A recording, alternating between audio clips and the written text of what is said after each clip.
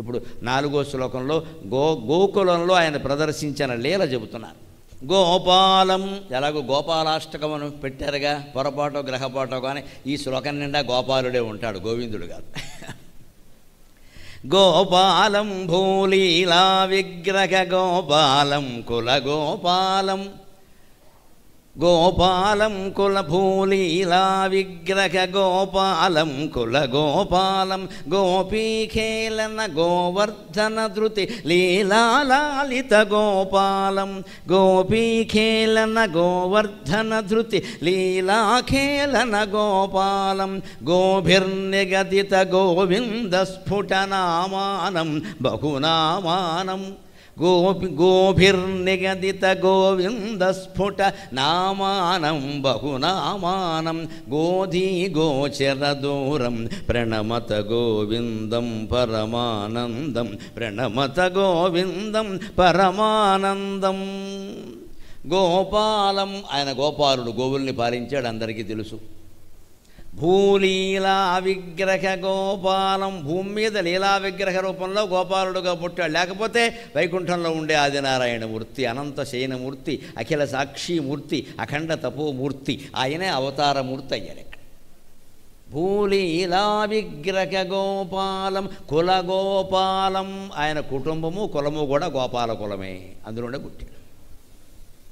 గోపీఖేళన గోవర్ధన ధృతి లీలాలాలిత గోపాలం, ఆయన గోపాలలో ఎదుకులంలో పుట్టి గొల్లవాళ్ళ ఇంట్లో పెరిగి చేసిన లీలలు ఏమంటే గోపీఖేళన, గోపికలతో ఆడుకున్నాడు సరదాగా. గోవర్ధన ధృతి, 5 వయస్సులో గోవర్ధన పర్వతాన్ని ఎత్తాడు. పైగా గోవర్ధన పర్వతాన్ని ఇలా ఎత్తి పట్టుకుంటే కొంతమంది సందేహించారు, కుర్రాడు కదా పట్టుకోలేరు, అప్పటికే పైకి లేపాడు. మన అజ్ఞానం అలాగే ఉంటుంది, భగవంతుడు సందేహించాలి అనుకున్నాం. కానీ దేవుడు ఏమంటే ఆ గుడికెడితే తప్పకుండా అవుతుందంటే ఇంకేదైనా వేరే గుడి అయితే మంచిది. దిక్కుమాలిన మొహం అంటే వీడే, ఇక వేరే గుడి ఈ గుడి ఇన్ని తేడాలు ఏమిటండి? అజ్ఞానం.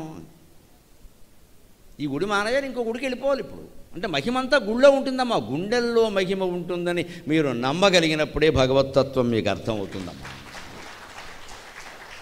మహిమ గుళ్ళో ఉండదు, గుండెల్లో ఉంటుంది. నీ గుండెల్లో ఉండే మహిమ నువ్వు తెలుసుకోవడానికి గుళ్ళోకి వెళ్ళాలి. గుళ్ళో ఉండదు మహిమ, గుండెల్లో ఉంటుంది. మేము రికార్డింగ్ వేరే వాళ్ళు వద్దని ఎందుకంటామో అర్థమైందా? ఇప్పుడు రికార్డు చేశారనుకో ఈ మాట, మన వాళ్ళు ఏం చేస్తారు సార్, గుళ్ళోకి వెళ్ళొద్దు నరసింహరావు ఉవాచ, రేపొద్దున దాని మీద చర్చ. ఈ మొత్తం 2 గంటల ప్రసంగం వింటే అర్థమవుతుంది. ఒక్క మాట వింటే అదేంటండి ఈయన గుళ్ళోకి వెళ్ళొద్దని చెప్తున్న ప్రవచనకర్త అయ్యండి, పెద్ద గొడవ. దాని మీద అడ్డమైన వాళ్ళని పిలవడం, వాళ్ళందరూ ఇష్టం వచ్చినట్టు మాట్లాడడం. ఏ సందర్భంలో చెప్పారు, ఎందుకు చెప్పారు, ఏం అక్కల. అందుకే బాబు ఎవరు రికార్డు చేయొద్దాడు. చేసిన వాడు ఊరు కూడా ఎక్కడ పెడతాడు దాన్ని, పైగా ఈ మొక్క తీస్తాడు, దాని మీద డిస్కషన్ పెడతాడు, అక్కడి నుంచి డిసిషన్ కష్టం. వెళ్ళొద్దని చెప్పట్లా, వెళ్ళాలి. ఎందుకోసం వెళుతున్నామో గ్రహించుకుని వెళ్ళాలి. ఊళ్ళోకి వెళ్ళడమే పరమార్థం అంటే ఎలాగా? ఒళ్ళోకి వెళ్ళడం పరమార్థం కాదు, చదువు రావడం పరమార్థం. ఆసుపత్రికి వెళ్ళడం పరమార్థం కాదు, రోగం తగ్గడం పరమార్థం. గుళ్ళోకి వెళ్ళడం పరమార్థం కాదు, గుండెల్లో ఉండే శివుణ్ణి కనిపెట్టడమే పరమార్థం. ఆ పరమార్థం అంచేది గుళ్ళోకి వెళ్ళి వచ్చినప్పుడల్లా కనిపెట్టామా ఎందుకు ఎడుతున్నాం, ఎంతకాలం పెడుతున్నాం, ఏమిటి ఎంతకాలం, ఇంకా ఇది 70 ఏళ్ళు వచ్చే కాళ్ళు అగేస్తున్నాయి, ఎంతకాలం పెడతాం అని ఆలోచించాలి. అప్పుడు దొరుకుతుంది, ఎవడో ఒకడు దొరుకుతాడు. నీకు తీవ్రమైన తపన ఉంటే సద్గురువు నీ ఇంటికి వస్తాడమ్మా, అనుమానం ఇలా, నువ్వేం ఎవరిని అడగక్కల, నీ ఇంటికే వస్తాడు. కృష్ణ పరమాత్మ పంపిస్తాడు, వెళ్ళరా అబ్బాయి అంటాడు. ఆ అవసరం వచ్చేస్తుంది అలాగా. తపన, లోపల తపన, నాకు తెలియాలి. ఆ తపన ఉంటే భగవంతుడు దొరుకుతాడు. గోపికలకు ఉందా తపన, అందుకని గోపికలతో ఆడుకుంటే వంకర సంబంధాలన్నీ అంటగట్టారు. గోపికలకు ఎంత తపనో తెలుసా? వాళ్ళు అనుకున్నారు, ఛే బ్రహ్మదేవుడు తిట్టారు. ఎందుకంటే పగలల్లా అడవిలో తిరుగుతూ ఉంటావు శ్రీకృష్ణ, సాయంత్రం ఎప్పుడో వస్తావు, యమునా తీరంలో ఉండి మురళీనాదం చేస్తావు, మా సంసారాలన్నీ వదులుకుని మేము దానికోసం ఇక్కడికి వస్తుంటే ఆ చీకట్లో, ఆ నును చీకట్లో సరిగ్గా కనపడినప్పుడు అలా రెప్పలు అల్లార్చి చూస్తున్నాం. అప్పుడప్పుడు ఈ రెప్పలు ఇలా వాళ్ళ వల్ల పూర్తిగా చూడలేకపోతున్నామయ్యా, ఈ రెప్పల్ని బ్రహ్మదేవుడు ఎందుకు సృష్టించాడని తిట్టారమ్మా. అది గోపికలు. వాళ్ళకి వంకర సంబంధాలు అంటకడితే అలాగా? మన బుద్ధి వాళ్ళ బుద్ధి ఒకటేనా? నీ వడవిన్పవందిరుగ నీ కుటిలాల కలాలితస్యమిచ్ఛా విధి చూడకున్న నిముషంబులు మాకు యుగంబులై జన కావున రాత్రులైన నిన్ను కన్నుల నిండుగ చూతమన్న లక్ష్మీవర రెప్పలడ్డముగ జీసనిదేల విధాత క్రూరుడై అని భాగవతంలో ఆర్తితో అరుస్తారు. కంటికి రెప్పలున్నాయని ఏడ్చారమ్మా. అలా ఏడ్చేవాళ్ళు ఎవరన్నా ఉన్నారా భక్తులు? వాళ్ళు గోపికలు. వాళ్ళకి నమస్కారం, వాళ్ళకి నమస్కారం. ఒక సందర్భంలో నారదుడు ఒక గోపిక కనపడితే పాదాభివందనం చేస్తాడు. నువ్వు మహర్షివి నాకు చేస్తున్నావంటే శ్రీకృష్ణుడు నిన్ను ఒప్పుకున్నాడు, నన్ను ఒప్పుకోలేదని చెప్పాడే. నువ్వు భక్తురాలు చెప్పాడు, నన్ను కాదన్నాడు, అందుకే నీకు చేస్తున్నాను ఆయన. అంత గొప్పవాడు వాడు. ఇంకో ధ్యాస లేదు వాళ్ళకి అసలు. సంసారమా, భర్త, పిల్లల, ఇంకోట ఏమీ లేదండి. కృష్ణుడు అంటే కృష్ణుడు. వాళ్ళని దేవుడుగా చూశారు కానీ ఒక మగవాడుగా చూడలేదమ్మా. చాలా తప్పు మాటలు అవి. పైగా గోపికలంటే అర్థం తెలియకుండా మాట్లాడతారు. అందులో 8 ఏళ్ల వాళ్ళ నుంచి 80 ఏళ్ల వాళ్ళ వరకు, 80 ఏళ్ల వాళ్ళతో కూడా వక్ర సంబంధాలైనా బుద్ధి ఉందా లేదా? 8 ఏళ్ల వాళ్ళ నుంచి 80 ఏళ్ల వాళ్ళకు ఎవరు ఉన్నారు? అందులో మగాళ్ళు కూడా ఉన్నారు. అందరూ ఉన్నారు. గోపకులం మొత్తం అందరూ ఆ యమునా తీరంలో ఆయన చేసే మురళీ గానానికి లోలురై వెళ్ళిపోయారు. దాన్ని ఎవరు ఆపుతారు? మీరు ఎలా ఆపుతారు? వాళ్ళకి ఇష్టపడి వచ్చిన తర్వాత మనకు తెలియకపోతే ఇంక వక్ర సంబంధాలు అంతే. అందుకని గోపీకేరన్న గోవర్ధన ధృతి లీలాలాలిత గోపాలం. గోపికలతో క్రీడించాడు. గోవర్ధన పర్వతాన్ని ఎత్తాడు. ఆయన ఎత్తి మీరెవరు సందేహించకండి, పర్వతం కిందికి రండి అన్నారు. వీళ్ళకి అనుమానం, చిన్నపిల్లాడు కదా వేరేలా పట్టుకున్నాడు. ఒక ఆయన కొందరేమో లోపలికి వెళ్ళిపోయారు. ముందు అందరికంటే వెళ్ళిపోయిన వాళ్ళు గోపికలే. వాళ్ళకి నమ్మకం. ఎందుకు వెళ్ళిపోయారో తెలుసా? కృష్ణుడు కాపాడతాడో కాపాడో అది వేరే విషయం. కృష్ణుడితో పాటు పోయినా మంచిదే, అందుకని వెళ్ళిపోయారమ్మా. అది భక్తి అంటే, అది భక్తి. కాపాడతాడా అనేది మాకు అనవసరం అండి. ఆయన ఎక్కడ ఉంటే అక్కడే ఉంటాం మేము. ఆయన ఎక్కడ ఉన్నాడు, ఎక్కడ ఉన్నాం అంతే. ఆయన బయటకు వస్తే వస్తాం. తాను ప్రేమించిన వాడి గురించి ప్రమాదాన్ని కూడా ఎదుర్కొందుకు సిద్ధంగా ఉంటే వాళ్ళు కాకపోతే భక్తులు ఇంకెవరు అవుతారండి? మేము ఎదుర్కొంటాం, మేము ఉంటాం. పడిపోనండి, ఆయనతో పాటు పోతాం. రానండి, ఆయనతో పాటు వస్తాం. ఇంత నమ్మకం లేక కొంతమంది నాస్తికులు బయట ఉండిపోయారు. చిన్నపిల్లలు కాపాడు. ఒకడు సగమాస్తికుడు, సగమనాస్తికుడు. వాడేం చేసేట వెళ్ళేట్టు లోపల, కానీ గొడుగు పట్టుకుని వెళ్ళి గొడుగు పెట్టేట్టు. ఒకవేళ పడిపోతే గొడుగు ఆపుతుందని. వీడు గొప్ప భక్తుడు అంటే. ఇంత చేసి కృష్ణుడి చేతిలోంచి కొండ పడిపోతే వీడు వెధవ గొడుగు ఆపుతుంది అక్కడ. వీడి అజ్ఞానం వీడిది. సగం నమ్మడం అంటే ఇదే. ఎందుకైనా మంచిది, మన పని మనం చేసుకో. నువ్వు చేయకు, వదిలే వదిలే. భగవంతుడి మీద పూర్తిగా నమ్మాం మనం. మన పని నిమిత్త మాత్రంగా మనం చేయొచ్చు. అహంకరించాల్సిన అవసరం లేదు. అలా లీలాలాలిత గోపాలం. ఇంకో విషయం, ఇంతమంది గోవింద గోవింద గోవింద అంటుంటే ఆ కాలంలో జరిగిన విశేషం ఏంటంటే గోభిర్నిగదిత గోవింద స్ఫుటనామానం బహునామానం. తల్లి ఆవు దూడని పిలుస్తున్నా, పిల్ల దూడ తల్లిని పిలుస్తున్నా అంబా అనట్లేదుటమ్మా, గోవింద గోవింద గోవింద అంటున్నాయిట. అది గోకులం అంటే, అది గోకులం. గోభిర్నిగదిత. గోవులు కూడా ఇదే మాట. ఎందుకని ఎప్పుడు పశువులు పక్షులు చుట్టూ చిన్నపిల్లలు కూడా పిల్లలు చుట్టూ ఉన్న మాటలను అనుకరిస్తాయి. చిలక పలుకులు అంటారు. చిలక ఏం చేస్తుంది? మనం రామ అంటే రామ అంటుంది, డ్రామా అంటే డ్రామా అంటుంది. రామచిలుక అంటారు. ఎందుకన్నారంటే రామనామం అందుకని లేదు, అజ్ఞానం. రాము దానికి ఏం తెలియదు. రాముడు ఏకపత్ని వ్రతుడు, మనలో మన మాట. ఆశ్చర్యకరం. చిలక కూడా ఒక చిలకతో జత గడితే జీవితం అంతా అదే చిలకమ్మ. అటువంటి జాతిని రామచిలక జాతి అంటారు. ఊరికే అనడం. అది చచ్చిపోతే వదిలేస్తుంది అంతే. మళ్ళీ ఇంకో మగాడి దగ్గరికి వెళ్ళదు. అది కుదరదా, వాడే. అది రామచిలుక. రాముడు లాంటి స్వభావం కలిగిన చిలుక కాబట్టి రామచిలుక అన్నారు. కానీ రామ రామ అంటుంది. చిలక్కి రామ తెలుసా, డ్రామా తెలుసా, నువ్వు ఏది నేర్పితే అదొకటి. అంటే పశువులు పక్షులు అనుకరిస్తాయి. గోకులంలో ఉండే గోవులు అనుకరించాయి. Just imitated. దేన్ని? వీళ్ళందరూ గోవింద గోవింద అంటుండే. గోభిర్నిగదిత గోవింద స్ఫుటనామాన. అవి కూడా గోవింద గోవింద అని అనగలిగిన గోండా గోండా అంటున్నాడు. పాపం అనగలిగిన స్థాయిలో అంటున్నాయి ఇవి. అంటేనమ్మా నేను ఒక్క మాట చెబుతా, భగవంతుడి మీద విశ్వాసంతో చెబుతా. ఇవాళ పిల్లలు చాలామంది ఆటిజం అనే కొత్త వ్యాధికి లోనవుతున్నారు. భయంకరమైన వ్యాధి అది. అది ఎందుకు వస్తుందో తెలుసా? సెల్ ఫోన్లు మంచం మీద పెట్టుకు పడుకుంటున్నారమ్మా. ఈ దుర్మార్గం మానేయాలి. స్మార్ట్ ఫోన్ మంచం మీద పెట్టుకుంటే పిల్లలు చెడిపోతారు ఖచ్చితంగా. చూసి చెడిపోతారు కాదు, చూడకుండానే చెడిపోతారు. ఆ రేడియేషన్ వాళ్ళకి తగులుతోంది. మెదడులో నరాలు ఎదగడం లేదు. కొత్త కొత్త వ్యాధులన్నీ వస్తున్నాయి. 9 నెలలు నిండకుండా మెదడులో వ్యాధి, దానికి ఏదో ఇంజెక్షన్ చేయాలి, 2 కోట్లు ఎక్కడి నుంచి వస్తాయి? ఈ స్మార్ట్ ఫోన్ అనేటువంటి శవాన్ని మనం దూరంగా పెట్టే వరకు జీవితంలో మనం బాగుపడమండి. కనీసం రాత్రైనా వదిలేయలేరా? పక్కలో ఉండాలా అది? పైగా తల దగ్గర దీపం ఎవరికి పెడతారండి? శవానికి పెడతారు.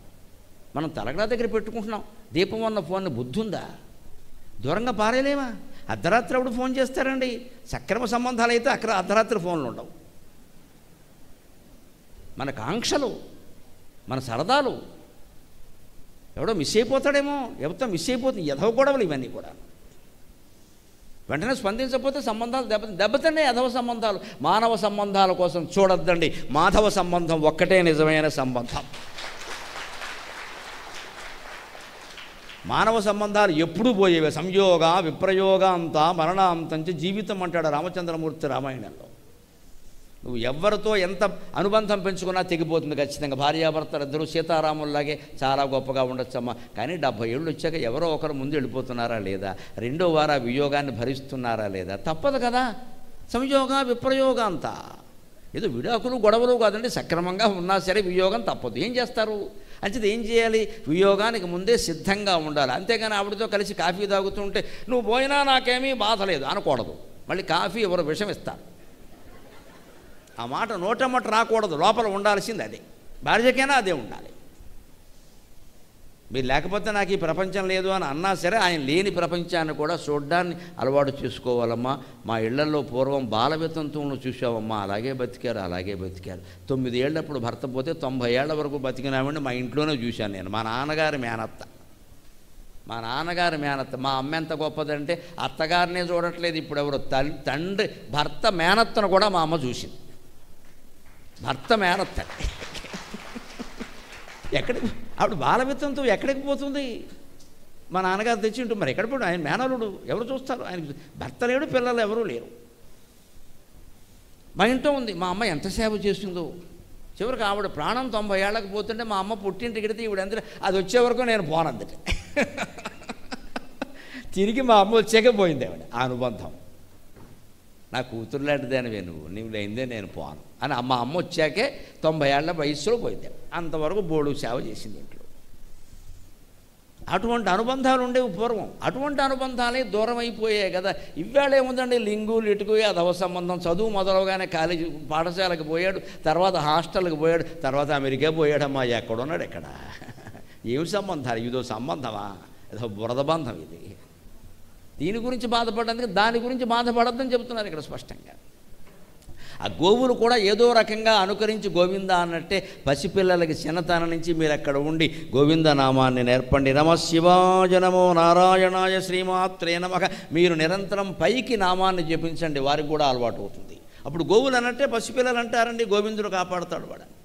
గోధి గోధి గోచర దూరం ప్రణమత గోవిందం పరమానందం. గోధి గోచర దూరం. గోధి అంటే ఇంద్రియాలు. మన ఇంద్రియాలు మన విషయాల గురించి, మన చుట్టూ ఉండే ఇళ్ళు వాకిళ్ళు సామాన్లు బంధాలు డబ్బులు పదవులు పీఠాలు, ఈ దరిద్రపు ఆలోచనలు ఉన్నంతకాలం నారాయణుడు మనకు కనపడ్డు. గోధి గోచర దూరం. ఈ గోధి అంటే ఈ ఇంద్రియాలకి మీద లగ్నమైన బుద్ధి. వీటి మీద మన దృష్టి ఉంది ఎంతసేపు. ఇంకా అది కొనుక్కోవాలి, ఇది ఏదో చేసుకోవాలి, అపార్ట్మెంట్ సానట్లేదు, ఇంకో డిపార్ట్మెంట్ కావాలి. ఎక్కడ ఉంది అక్కడ మళ్ళీ గోల మొదలవుతుంది. ఇక్కడ జీవితం సుఖంగా ఉండాలంటే ఒకటే పద్ధతి, ఉన్న చోటే ఉండాలి, ఉన్నదేదో తినాలి, ఉన్నదాంతోనే సంతృప్తి పడాలి. అప్పుడే బాగుంటాం. గుడ్లవల్లేరు వాళ్ళు గుడ్లవల్లేరులోనే ఉండాలి, గుడివాడ వాళ్ళు గుడివాడలోనే ఉండాలి. వీళ్ళు వెళ్ళిపోయి అమెరికా వెళ్ళాల్సిన పనేం లేదు. ఇక్కడ ఏది ఉంటే తింటాం. కలో గంజు మన దేశం లేదా ఇక్కడ? అప్పుడే సుఖంగా ఉంటాం. ఇక్కడ వ్యవసాయాలన్నీ మూట కట్టి అవతల బారేశారు, అక్కడికి వెళ్ళి కూర్చున్నారు. ఇవన్నీ పాడుపడ్డాయి. ఇక్కడ ఈ అత్యాశలే మన జీవితాలను నాశనం చేస్తున్నాయి. అందుకని ఈ ఇంద్రియ వ్యామోహాలకి దూరంగా ఉంటేనే పరమాత్మ దొరుకుతున్నాడు అని చెప్తున్నాడు. ఇప్పుడు 5వ శ్లోకంలో ఇంకా విచిత్రంగా ఆయన లీల ఎలా ఉంటుందో, ఎలా మనని కాపాడుతాడో చెబుతున్నాడు ఖచ్చితంగా. గోపీమండల గోష్ఠీ భేదనం గోపీమండల గోష్ఠీ భేదనం అభేదావస్థం అభేదాభం. శశ్వద్గోధృత శశ్వద్గోఖుర నిర్ధూతోద్గత శశ్వద్గోఖుర నిర్ధూతోద్గత ధూళీధూసర సౌరభ్యం శశ్వద్గోఖుర నిర్ధూతోద్గత ధూళీధూసర సౌభాగ్యం శ్రద్ధాభక్తి గృహీతానందం శ్రద్ధాభక్తి గృహీతానందం అచింత్యం చింతిత సద్భావం శ్రద్ధాభక్తి గృహీతానందం అచింత్యం చింతిత సద్భావం చింతామణి మహిమానం ప్రణమత గోవిందం పరమానందం ప్రణమత గోవిందం పరమానందం గోపీమండల గోష్ఠీ భేదమభేదావస్థం అభేదావస్థం అభేదాభం గోపికలు ఎన్ని వందల మంది ఉన్నా అందరికీ తలొక కృష్ణుడుగా దర్శనమిచ్చాడు ఆయన. మాధవం మాధవం చ అంతరే చ అంగనామంతరే మాధవో అంగనామంతరే మాధవో మాధవం మాధవం చ మాధవం చ అంతరే చ అంగన. ఒక్కొక్క గోపిక దగ్గర ఒక్కొక్క కృష్ణుడు ఉన్నాడు. అనేక రూపాలు ధరించాడు. 16,000 మందిని ఒక్క కృష్ణుడు చేసుకున్నాడనడం పొరపాటు. భారతం చదవకుండా మాట్లాడుతున్నారు. 16,000 మందిని 16,000 మంది కృష్ణుడు చేసుకున్నారు. అది టీటీడీ వారి సామూహిక వివాహం, ఆక్షేపించకూడదు మనం. 16,000 కాపురాలు జరిగాయి. భాగవతంలో ఉంది, చదువుకుని మాట్లాడండి. ఒక కృష్ణుడు కాపురం చేయలా. అన్ని రూపాలు ఒకటే కావడం వల్ల వీరు భ్రమపడ్డారు. నారదుడు స్పష్టంగా అన్ని వేల ఇల్లు తిరిగి ఏం చేస్తున్నాడో చూశాడు. ఆశ్చర్యకరంగా వ్యాసుడు, ఆయన ప్రణాళికాబద్ధంగా ఉంటుంది ఆయన రచన. వ్యాస భాగవతంలో 16,000 మందితో ఈయన చేస్తున్న కాపురాన్ని 14 శ్లోకాల్లో వర్ణించాడు. 15 చెప్పొచ్చు, 20 చెప్పొచ్చు, 30 చెప్పొచ్చు, 2 చెప్పొచ్చు. 16,000 మందితో కాపురాన్ని కనీసం 16 శ్లోకాలైనా చెప్పకుండా 14తో ఎందుకు ముగించారండి? 14 లోకాల్లో ఎవరు ఏ పని చేసినా కృష్ణ పరమాత్మ చేస్తున్నట్టే లెక్క. అది సూక్ష్మ దర్శనం. గ్రంథాలు చదివేటప్పుడు ఈ దృష్టి ఉంటే విషయాలు తోస్తాయి భగవంతుడు దయ వల్ల. 14 ఎందుకు అంటే ఆయన వర్ణిస్తాడు. అక్కడ చూసిన కృష్ణుడు ఒకచోట నా బాకీ తీర్చని దెబ్బలాడుతున్నట్ట. ఇంకో చోట ఏమో ఇప్పుడు తీర్చలేనాయా అని వాడిని బతిమాలుతున్నట్ట. ఇంకో చోట కొడుక్కి వేదం చదువుతున్నట్ట. ఇంకో చోట తండ్రి దగ్గర వేదం నేర్చుకున్నట్ట. ఇంకో చోట బలరాముడి దగ్గర అరుగు మీద కూర్చొని చర్చలు చేస్తున్నట్ట. ఇంకో చోట భార్యను బతిమాలుతున్నట్ట. ఇంకో చోట భార్య బతిమాలుతుంటే విర్రవీగుతున్నట్ట. ఇవన్నీ మన ఇళ్లలో జరిగే పనులే. ఇవి ఆయన 14 శ్లోకాల్లో వర్ణించాడు. ఎందుకంటే 14 లోకాల్లో ఏ కుటుంబంలో ఏం జరిగినా కృష్ణుడు చేస్తున్నట్టే. అనంతం అనంతం అనంతుని యొక్క లీల ఇది. అందుకే వ్యాసుడు 14 శ్లోకాల్లో వర్ణించాడు వాటిని. అలాంటి లీల ఇది. అందుకని అది అర్థం కాక మనం ఒకరు చేసుకున్నారంటే అలాగా. అందుకని ఒక్కొక్క గోపికకి ఒక్కొక్క కృష్ణుడిగా కనపడితే 16,000 పెళ్ళిళ్ళు జరిగాయి, కానీ ఒకరు చేసుకోలేదండి. ఒక మనిషిని మీరు అనడానికి వీల్లేదు. ఆయనే 16,000 రూపాయలు ధరించాడని ఒప్పుకుంటారా? సంతోషం, కృష్ణుడు భగవంతుడని మీరు ఒప్పుకున్నట్టే. ఇంకా నాస్తికుడితో మనం వాదించక్కల. మనిషి ఎవడు రూపాయలు వేరే ధరించలేడు కదా. ఒక్కడే 16,000 రూపాయలు ధరించాడు అని నాస్తికుడు ఒప్పుకుంటే అది